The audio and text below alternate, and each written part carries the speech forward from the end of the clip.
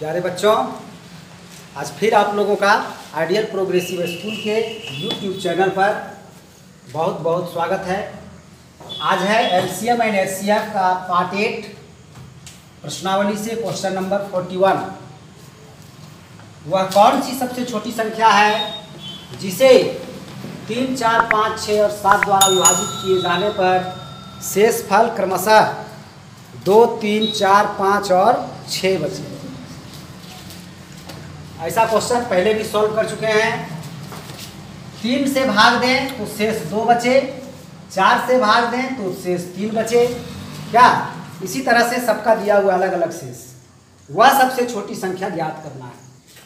तो सबसे पहले हम भाजक और शेष में अंतर देख रहे हैं, सब जगह बराबर है। 3 से भाग दें तो 2 शेष बचे, अंतर हुआ 1। 4 से भाग दें तो 3 शेष बचे, अंतर हुआ 1। सब जगह अंतर 1 है। तो ऐसा वाला क्वेश्चन बनाए हैं, 1 माइनस कर देना है एलसीएम निकाल के। तो 3, 4, 5, 6, 7 का लासा निकल गया आपका 420। तीसरे अभिष्ट संख्या बराबर 420 माइनस 1, 419 इसका आंसर हो गया। अब 419 में भाग देंगे 3 से तो 2 शेष बचेगा, 4 से देंगे तो 3 शेष बचेगा, 5 से देंगे तो 4 शेष बचेगा। इसी तरह से चलेगा। ठीक है। नेक्स्ट है 42। इस प्रकार का क्वेश्चन भी इसके पहले हो चुका है। वह सबसे बड़ी संख्या ज्ञात कीजिए जिससे जब 25, 73 और 97 को भाग दिया जाए तो समान शेषफल बचे। कितना शेषफल बचे वो नहीं बोला है, लेकिन बराबर बचे। ठीक है। तो इसमें भी एचसीएफ निकालना है, लेकिन पहले हम लोग को क्या करना है कि छोटी संख्या को बड़ी में माइनस करके देखना है, जहाँ तक संभव है माइनस करने का। यानी 25 में से किसी को माइनस नहीं कर सकते हैं, लेकिन 73 में से 25 को माइनस कर सकते हैं। तो 73 में 25 को माइनस किए तो 48 हुआ। 25 में से दोनों में से किसी को माइनस नहीं कर सकते हैं क्योंकि माइनस में आ जाएगा। 97 में से दोनों को माइनस कर सकते हैं तो दोनों को किए। पहले 25 को किए तो 72 हुआ, और 97 में से 73 को माइनस किए तो 24 हुआ। अब 48, 72 और 24 का जो मासा होगा यही इसका सही उत्तर होगा। ठीक है। वही यहाँ पर लिखे हैं कि अभिष्ट संख्या 48, 72 एवं 24 का मासा होगा। तो 48, 72 और 24 का मासा 24 होता है, इसलिए आंसर भी 24 होगा। इसका मासा आपको रफ में ज्ञात करना है। 48, 72 और 24 का मासा 24 होगा। रफ में ज्ञात करके आपको देखना है। नेक्स्ट क्वेश्चन है, 2 संख्याओं का मासा 11 है और उनका लासा 693 है। यदि एक संख्या 77 है तो दूसरी संख्या ज्ञात कीजिए। जब दोनों संख्या का लासा मासा दिया हुआ है और एक संख्या भी दिया हुआ है तो दूसरी संख्या बराबर होता है मासा गुने लासा बटे पहली संख्या। इसी पर हम लोग बैठा दिए और इस तरह से देखिए 77 से ये कट जाएगा आपका 9 बार में, 11 9 99, इसका आंसर हो जाएगा। दूसरी संख्या 99। नेक्स्ट है 2/5, 3/10 और 4/5 का लासा ज्ञात कीजिए, यानी भिन्नों का लासा। तो भिन्नों का लासा का सूत्र होता है भिन्नों का लासा बराबर अंशों का लासा बटे हरों का मासा। तो अंशों का लासा निकाले हम लोग, 2, 3 और 4 का लासा निकल गया 12, और 5, 10 और 5 का मासा निकल गया 5। तो 12/5 हो गया। ये नहीं कट रहा है तो 12/5 आंसर हो गया। कटता तो काट देते। ठीक है।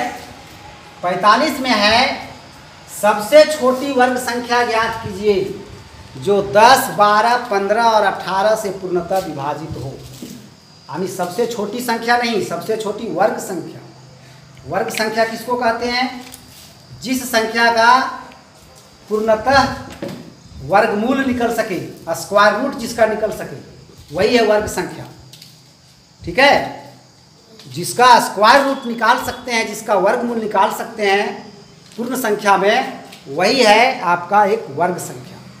तो वह छोटी से छोटी वर्ग संख्या ज्ञात करना है जो 10 से 12 से 15 से और 18 से पूर्णतः विभाजित हो। तो सबसे पहले 10, 12, 15, 18 का लासा निकाले तो वो निकल गया आपका 180।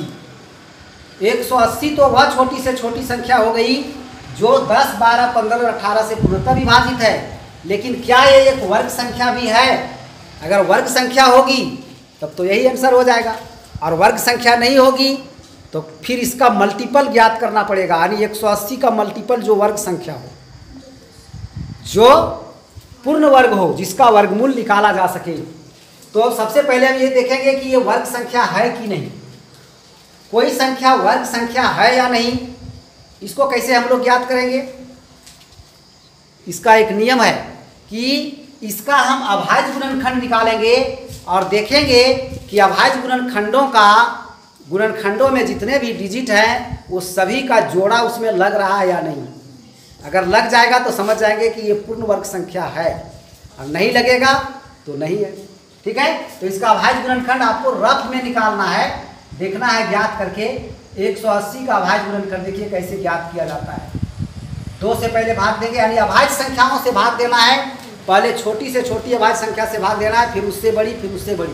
तो सबसे छोटी अभाज्य संख्या 2 है, तो भाग दिए तो 90 बार में कटा। फिर 2 से लग जाएगा 45 बार में कटेगा।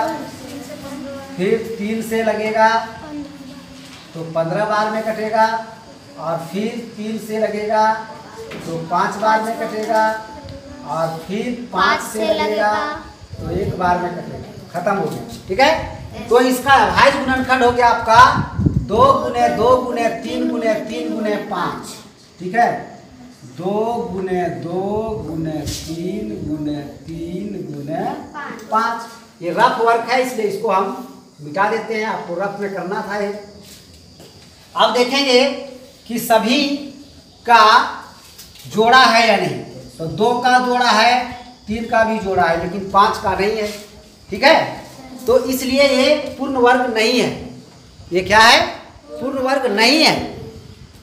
तो कौन सी संख्या होगी जो पूर्ण वर्ग होगी और इन सभी से 10, 12, 15, 18 से पूर्णतः विभाजित भी होगी? तो इसका मतलब किसका जोड़ा घट रहा है? 5 का। ठीक है, इसका मतलब है कि इस संख्या को 5 से मल्टीप्लाई अगर हम कर देते हैं तो फिर 5 का जोड़ा भी आ जाएगा। ठीक है, 5 से मल्टीप्लाई करने के बाद जो संख्या प्राप्त होगी उस संख्या का अगर हम अभाज्य गुणनखंड निकालेंगे तो 5 का जोड़ा भी आ जाएगा। इसलिए अभिष्ट संख्या आपका हो जाएगा 180 गुने 5। ठीक है, क्योंकि 5 का जोड़ा नहीं लग रहा है, तो इसलिए यहाँ पर आप लिखेंगे अभिष्ट संख्या बराबर 180 गुने 5। इसको गुना करेंगे तो आ जाएगा आपका 900, जो इसका आंसर होगा।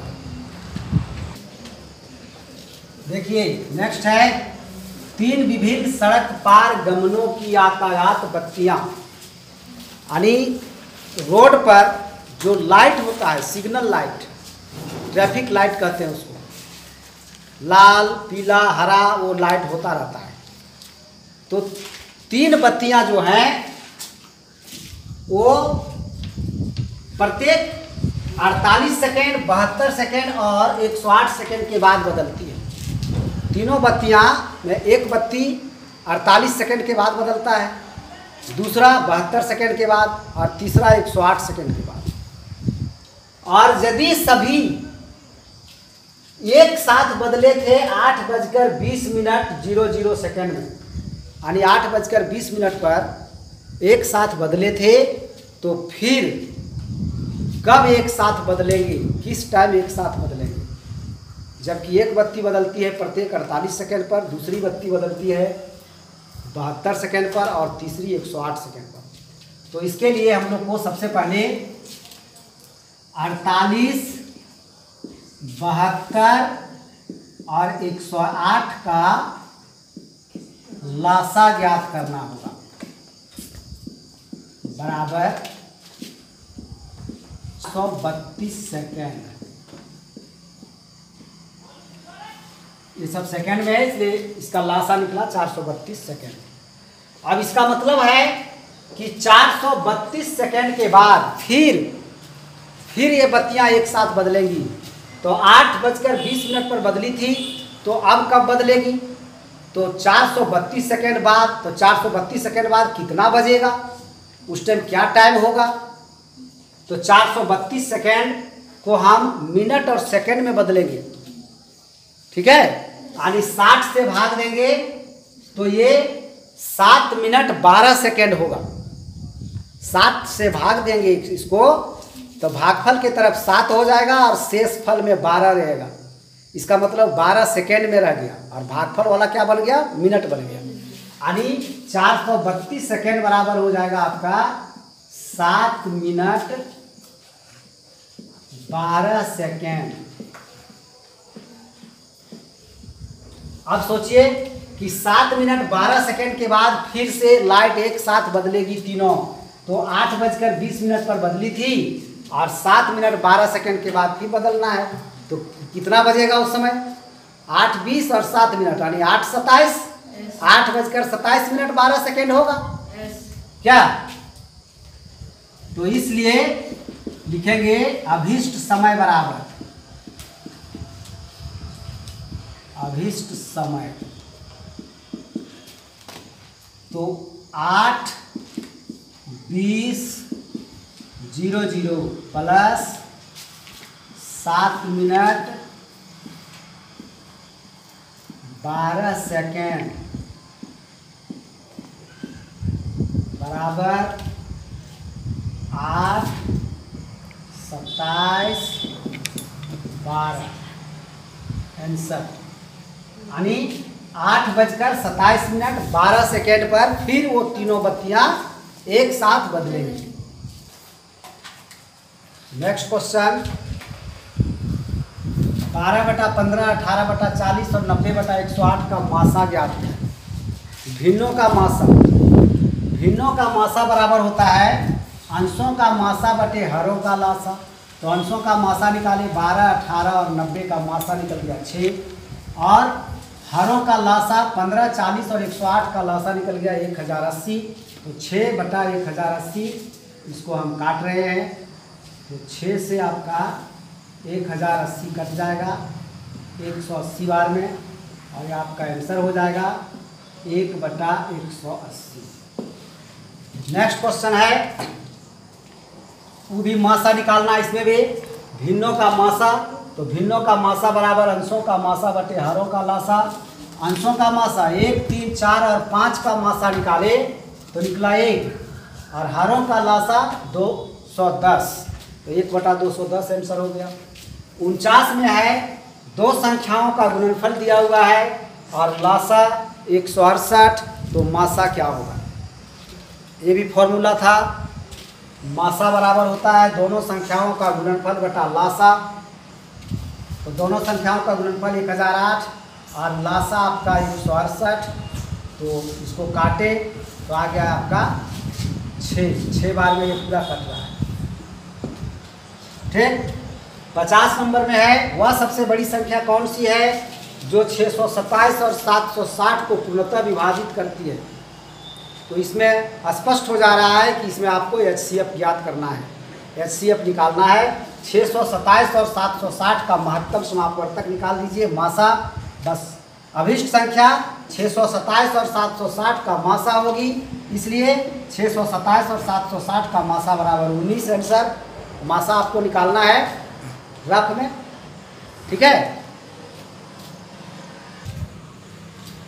नेक्स्ट क्वेश्चन है वह सबसे बड़ी संख्या ज्ञात करें जिससे यदि 4248 और 2322 में भाग दिया जाए तो क्रमशः 23 और 47 शेष रहे। अर्थात वह सबसे बड़ी संख्या ज्ञात करना है जिससे अगर इसमें भाग देते हैं तो 23 शेष बचे और उसी से अगर इसमें भाग देते हैं तो 47 शेष बचे। तो इसके लिए आपको 4248 में से 23 माइनस कर देना होगा, आएगा 4225 और 2322 से 47 माइनस करना होगा, आएगा 2275 और अभिष्ट संख्या जो होगा वो 4225 और 2275 का मासा होगा। फिर हमको मासा ज्ञात करना है रफ में और इन दोनों का मासा 325 होता है, वही इसका अभिष्ट उत्तर होगा।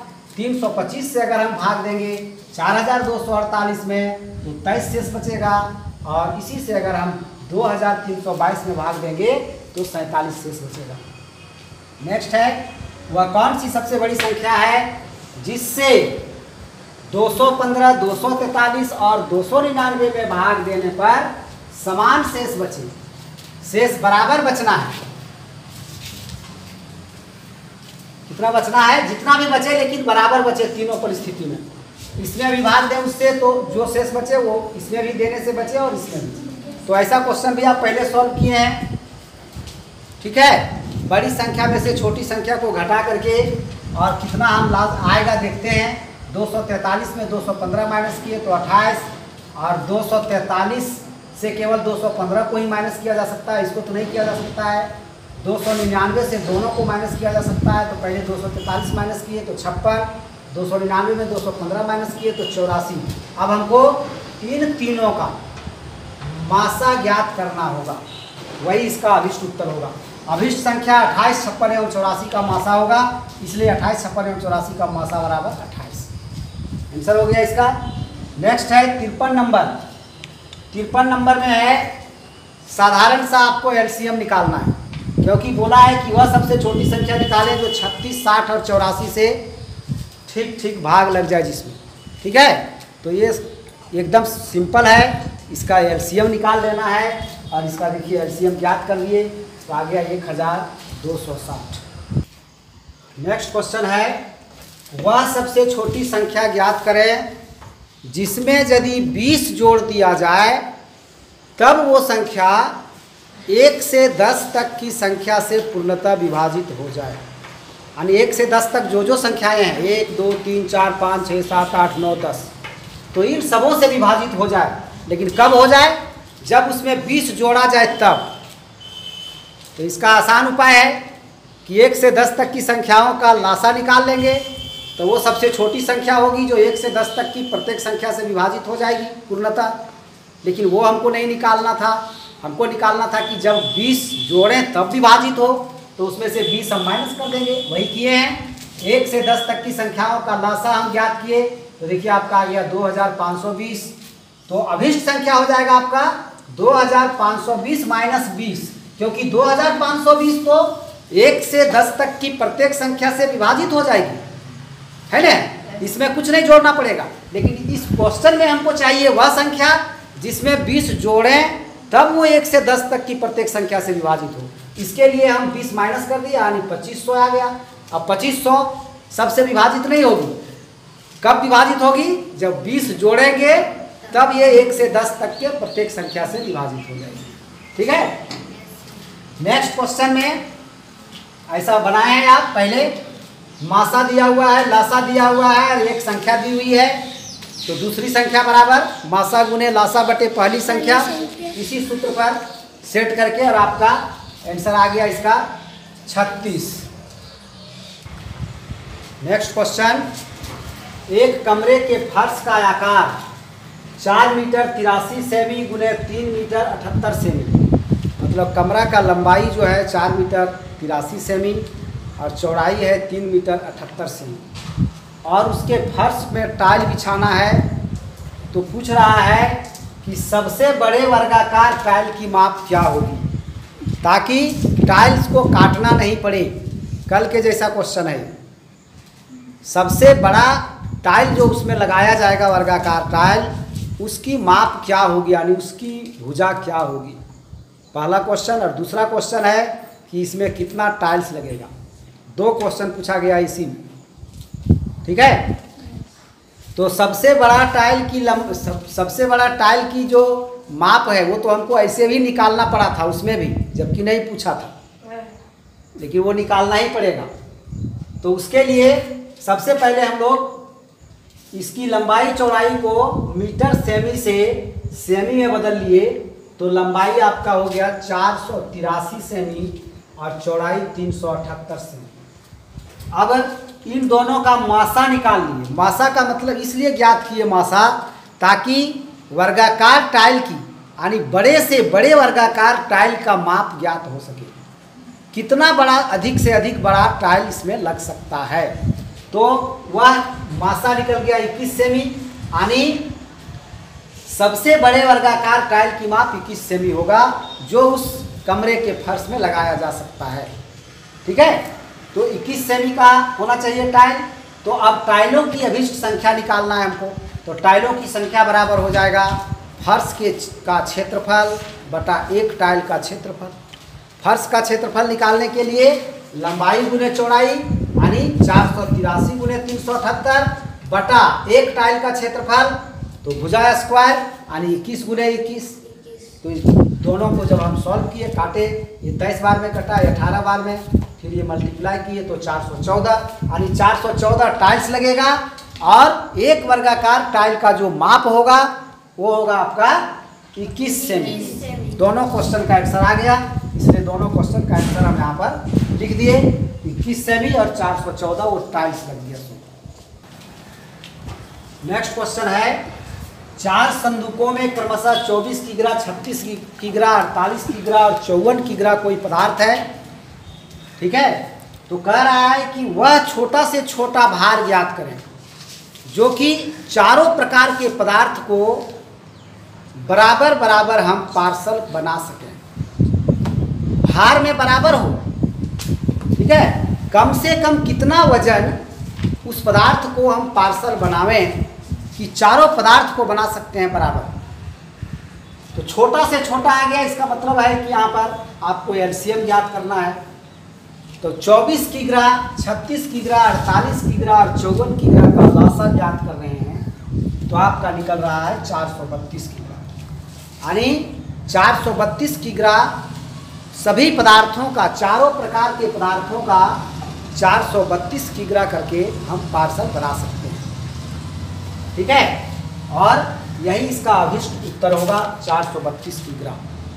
ठीक है, तो अब आज का यहीं पर वीडियो को हम लोग स्थगित करते हैं। अब नेक्स्ट डे हम लोग नेक्स्ट क्वेश्चन देखेंगे। अभी एलसीएम एचसीएफ ही चलेगा, अभी और क्वेश्चन बाकी है, इसमें वस्तुनिष्ठ प्रश्न है कुछ, तो आप देखते रहिए इस वीडियो को और प्रत्येक पार्ट को देखना ज़रूरी है। अगर एक पार्ट भी आपका छूटेगा तो अगला जो पार्ट है उसका क्वेश्चन आपको नहीं समझ में आएगा। धन्यवाद।